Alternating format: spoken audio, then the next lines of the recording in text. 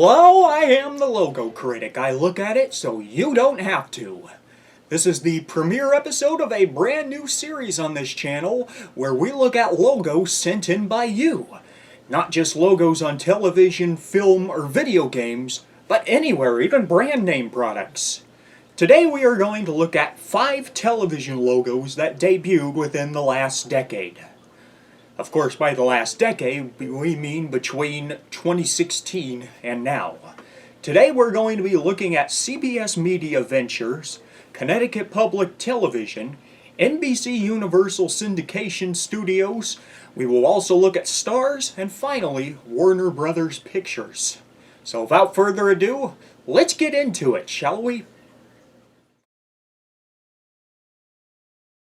Now, before we get into the logos, we're going to look at one that's not going to be covered here in GBH.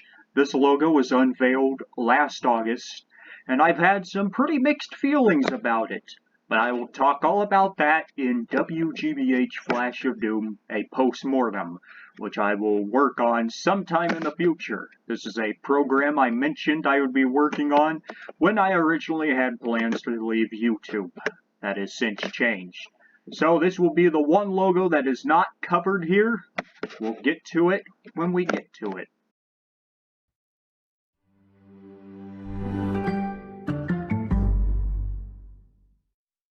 Beginning today's episode, we look at CBS Media Ventures, the new name for CBS television distribution, which debuted in January of 2021.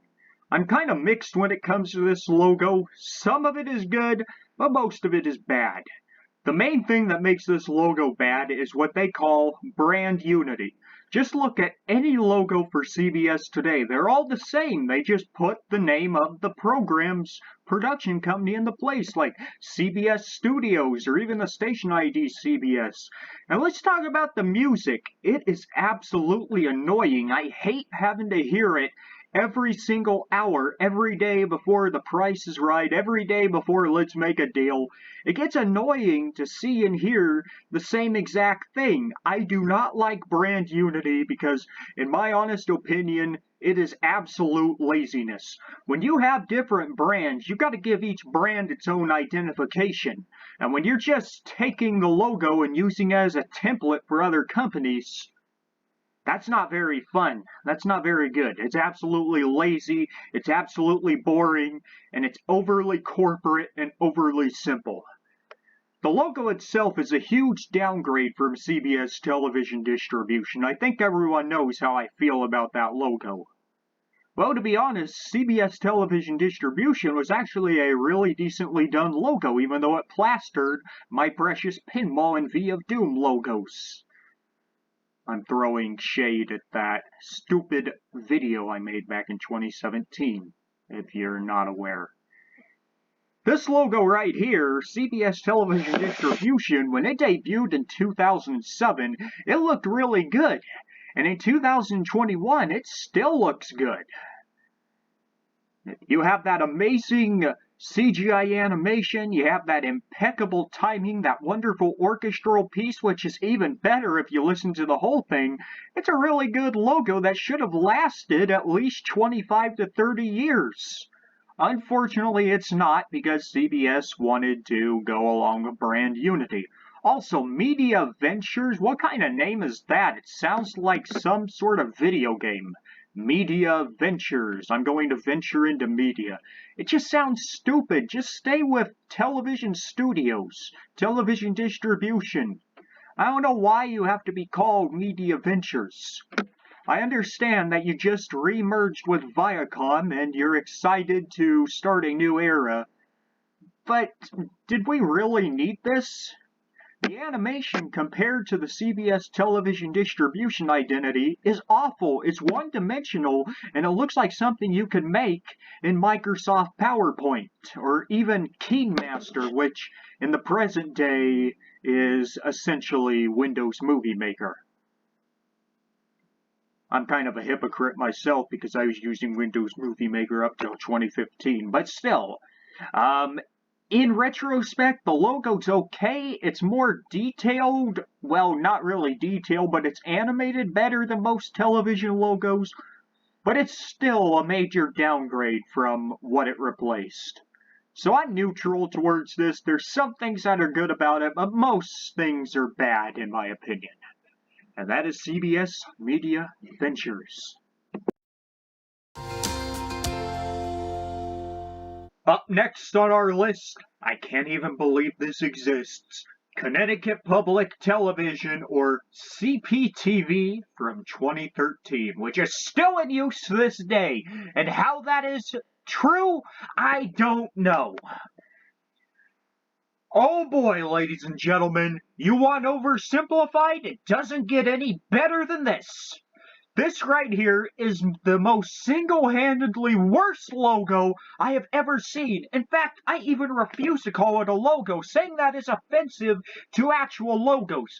This is a logo in name only.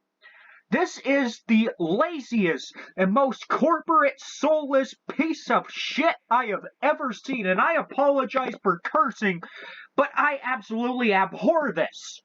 This is not a logo. It's a title screen that you can find on Windows Movie Maker. In fact, go into Windows Movie Maker and recreate this, and I won't even be able to tell the difference. That's how bad this is.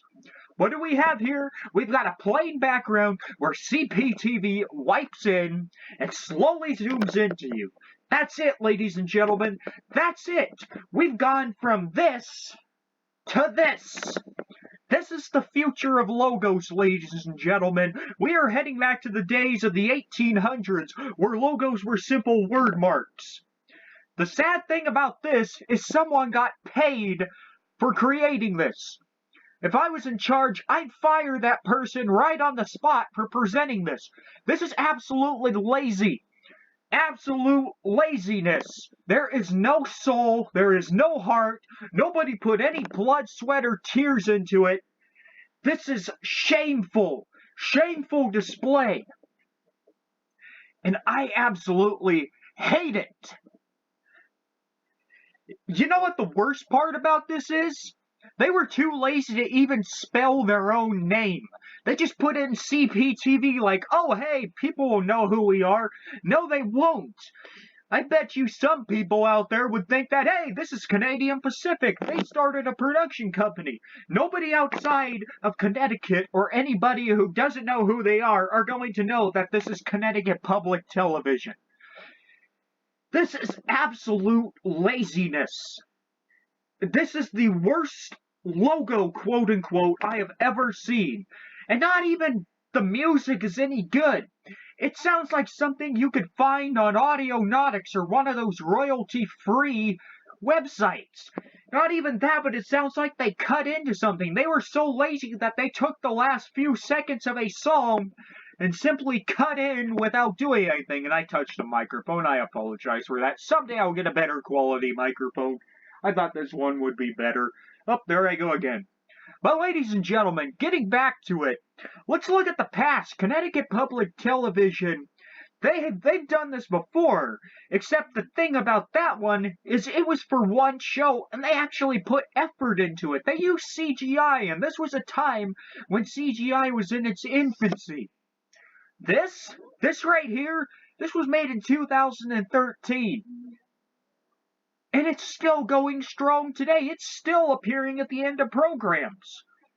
Now, the one good thing is that they're at least using the old C identification as a station ID. Shouldn't they be using that at the end of all their programs? I just can't. This is absolutely awful. I just burped. This is absolutely awful. And I can't believe this actually exists. It is bar none the worst graphic I have ever seen. I'm not even going to call it a logo because it's not a logo. You could even do better if you animated something in KeyMaster. You know, I use that as an insult for CBS Media Ventures, but here it's a compliment to use KeyMaster. This is just absolute laziness at its finest. And it's absolutely horrifying that this was used more than once.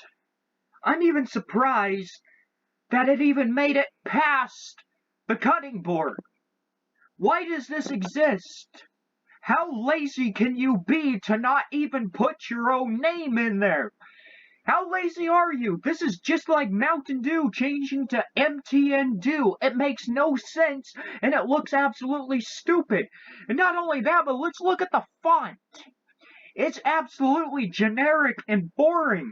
It reminds myself of Calibri. You know that stupid default font that you always get when you turn on Microsoft Word? You know, I just can't anymore. This is the Comic Sans and Carefree Ukulele of the logo world, and I am absolutely ashamed that it even exists. If you are from this company and you're watching this, you should be ashamed of yourself for allowing this to get out into the open. This is bar none the worst thing I have ever seen in the logo world, and this right here is the exact reason why my love for logos has died. It's absolutely stupid, it's absolutely awful, and I hate to repeat myself, but it's so bad that if they're going to be lazy, I'm just going to be lazy and repeat things over and over anyway. In conclusion, I hate this so much that I'm not even showing my face right now in the final grade because I hate it so much. This will go down forever as the absolute worst logo to ever exist. Now that I've said that, I can guarantee you something even worse is going to show up. But in conclusion, this logo gets a double negative 10 out of 10. 2 middle fingers up. Great job, Connecticut Public Television. Thanks for killing my love for logos.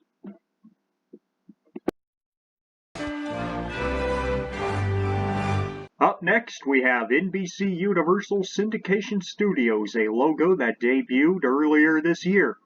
Now, compared to that last quote-unquote logo that we saw, this one is a major improvement. I think everyone remembers when NBC Universal Television Distribution changed their logo in the 2010. The logo had a great background, but everything else was absolutely terrible. This logo, on the other hand, is the opposite way around. The animation is really good. The logo actually has detail to it. It's shiny, it's glimmery. It's purple. Purple's one of the best colors. It has the same font and design and such, but the way it forms looks really good. I like how it just blows in like Thanos snapped his fingers.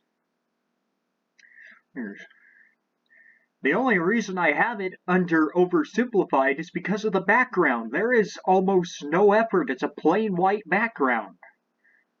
You know, the way I'd see it, maybe change the logo's color and then use the background from the previous logo and the animation for the text in this logo, and you have one of the best logos of the 2020s. So, 2 thumbs up for it. The only thing that could be changed is the background.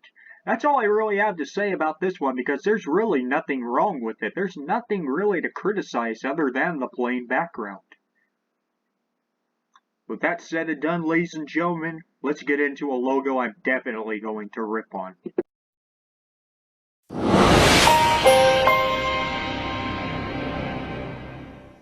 Alright, ladies and gentlemen, now we are looking at STARZ, which I'd love to trash on as much as Connecticut Public Television's quote-unquote logo, but compared to that, this one at least has some effort put into it. But that's not saying much. The logo is absolutely simple. It's something you could recreate in Adobe Flash in 15 minutes, maybe.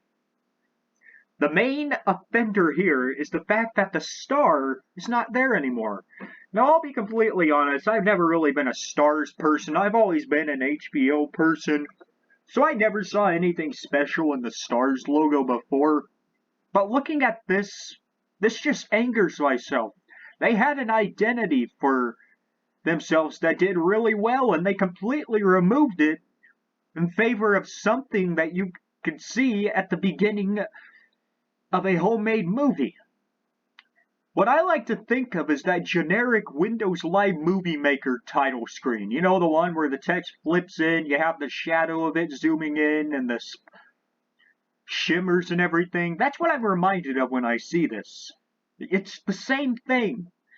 This is the Windows Movie Maker template of movie openings. It's just absolutely sad to see that what was once a company that had a decent identification has degraded to this. I mean, yeah, I'll give them credit for using a piano, that's okay, but the worst part about this is they did the same thing CBS Media Ventures did. Brand unity. I've already talked about it. It is absolute laziness, and like I've said, every brand should have its own identification. That's all I'm going to say when it comes to that, but, there's nothing really else I could say. I mean, at least put a star above the A or something. It's awful. It's a generic template. That's what I like to think. They found a generic template, put in the text, and thought, okay, this will do.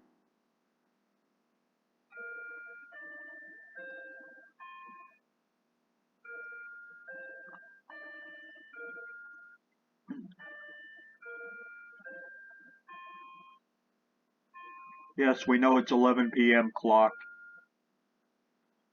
In conclusion, once again, this is another logo I am not a big fan of, and I'm kind of sad that it's still going on in 2021. It's just like CPTV. It's absolutely disappointing. It's generic and soulless. And this is what I like to call it, overly corporate, overly corporatized logos. I know oversimplify is a term, but all I can think of when I see logos like this is corporate.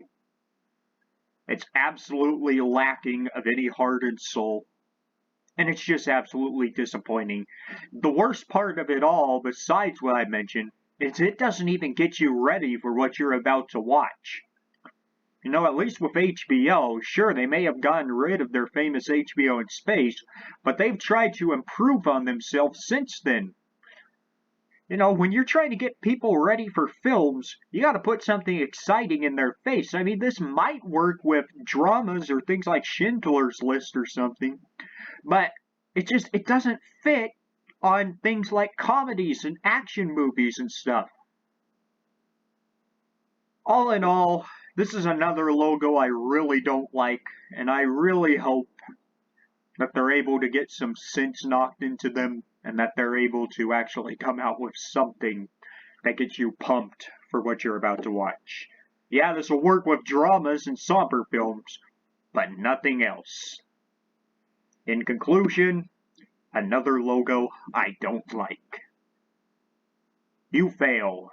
Let's move on.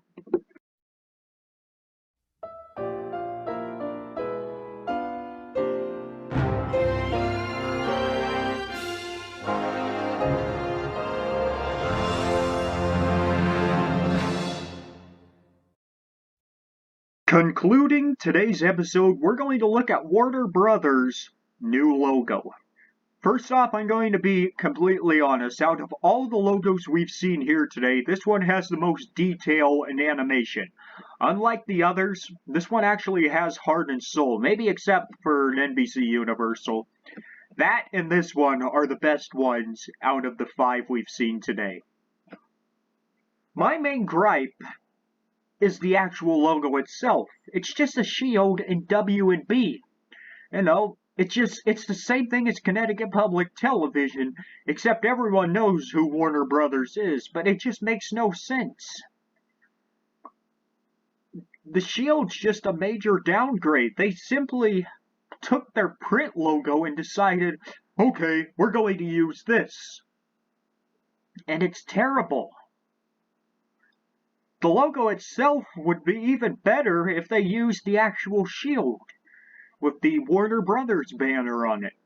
I don't have any other problems with this logo. This is the only thing I have an issue with. It's the perfect example of oversimplification and laziness. I understand they put detail into the shield like it shimmers and such, but still, when you watch a Warner Brothers film, You're supposed to see Warner Brothers Pictures, not WB. That's all I've got to say about this logo. So, yeah, I like the logo, but the only downside here is the fact that they got rid of the actual name and they're just putting up letters. That's the only issue I have. The main logo itself is great, the animation and all, but the actual logo itself is oversimplified. And with that said and done, we've come to the conclusion of our first episode. I promise we'll get a better microphone sometime in the future. But that's all there really is to say. Alright, let's conclude today's episode, shall we? And that will do it for today's episode of The Logo Critic, the show where we look at logos so you don't have to. If you have any logos you want us to look at and critique, please send them in. As long as they're not X-rated, we will cover them. That's going to do it, ladies and gentlemen. Until next time, thanks for tuning in, good night, and God bless.